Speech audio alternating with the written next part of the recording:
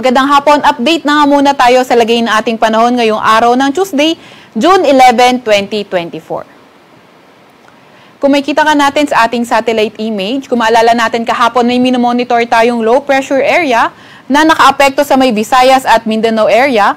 So ngayon, ito ay nag-dissipate kaninang alas 10 ng umaga at sa kasalukuyan, itong easterlies na yun nakakaapekto sa may silangang bahagi ng Southern Luzon, silangang bahagi ng Visayas at silangang bahagi ng Mindanao. At ang asahan nga nating lagay ng panahon sa Metro Manila at sa ating buong kapuluan ay partly cloudy to cloudy skies na may mga tsansa pa nga rin ng mga localized thunderstorms. And also, may kita nga natin dito yung ating southwest monsoon o habagat ay nasa may west Philippine Sea pa rin banda, walang direktang epekto sa kahit na anong bahagi ng ating bansa currently. Pero sa mga susunod na araw, posible na nga itong magparamdam at magka-epekto mostly sa may western section ng Luzon or ng Visayas. Kung may kita nga rin natin dito sa may malapit sa boundary line ng PAR o Philippine Area of Responsibility, may mga cloud clusters na ating minomonitor. So mag-antabay pa rin tayo sa mga update ng Pag-asa kung ano magiging development sa cloud cluster na ito. Para naman sa lagay na ating panahon bukas, Metro Manila and the rest of Luzon area, mga tsansa pa rin ng mga localized thunderstorms yung ating inaasahan. So, possible mainit at malinsangan umaga hanggang tanghali. Pero pagdating ng hapon ay tumataas nga yung mga tsansa ng mga panandaliang buhos ng ulan. Agwat ng temperatura bukas sa Metro Manila, 25 to 33 degrees Celsius, 17 to 23 degrees Celsius sa Baguio, 25 to 32 degrees Celsius sa Maylawag, 24 to 34 degrees Celsius sa may Tugigaraw, 26 to 33 degrees Celsius sa may Legazpi at sa may Tagaytay naman ay 23 to 32 degrees Celsius. Agwat naman ng temperatura, Puerto Princesa at Calayan Islands, 26 to 32 degrees Celsius.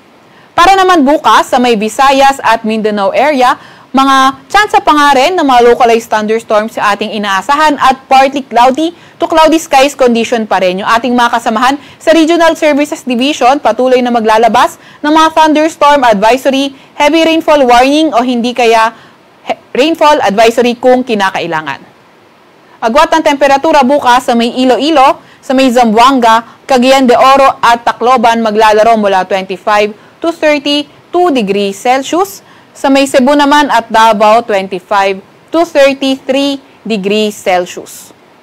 Wala pa rin nga tayo nakataas na gale warning sa kahit na anong baybay ng ating bansa. Tinaasahan nga natin yung Baanayad hanggang sa katamtaman na lagay ng ating karagatan. Pero ingat pa rin dahil kapag may thunderstorm sa area, posible na lumakas yung alon.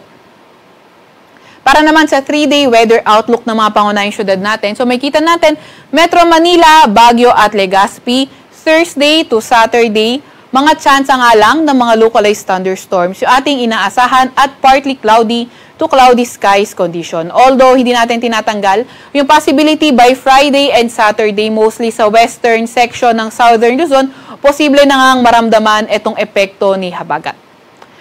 Sa Metro Manila, maximum temperature pwedeng umabot ng 33 degrees Celsius, 17 to 23 degrees Celsius sa may Baguio at sa may Legazpi City ay 26 to 32 degrees Celsius. Sa mga pangunahing syudad naman sa may Visayas, sa may Metro Cebu at Tacloban, Thursday to Saturday, doon natin nga mararanasan yung partly cloudy to cloudy skies condition with chances of localized thunderstorms. Pero dito, sa may Iloilo City, pati na rin sa may Western Visayas, Thursday, Friday, fair weather conditions with chances of localized thunderstorms. Pero pagdating ng Sabado, inaasahan na nga nating magpaparamdam yung habagat at magdadala ng mga kalat-kalat na pag-ulan, pagkidlat at pagkulog. Sa Metro Cebu, maximum temperature pwedeng umabot ng 33 degrees Celsius. Sa may Ilocos City naman ay 25 to 33 degrees Celsius ang agwat ng temperatura at sa may Tacloban ay 26 to 33 degrees Celsius.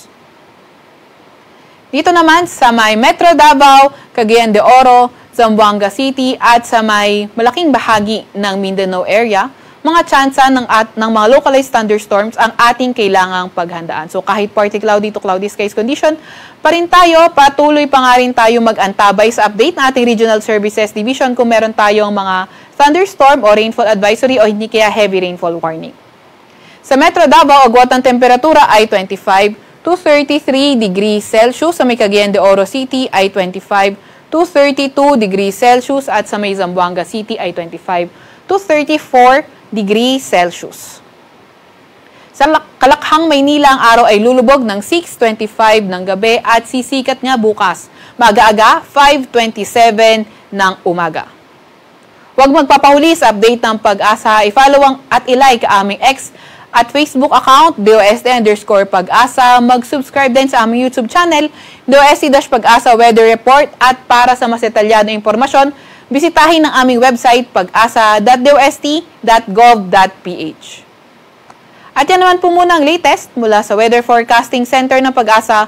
Veronica C. Torres nag-ulat.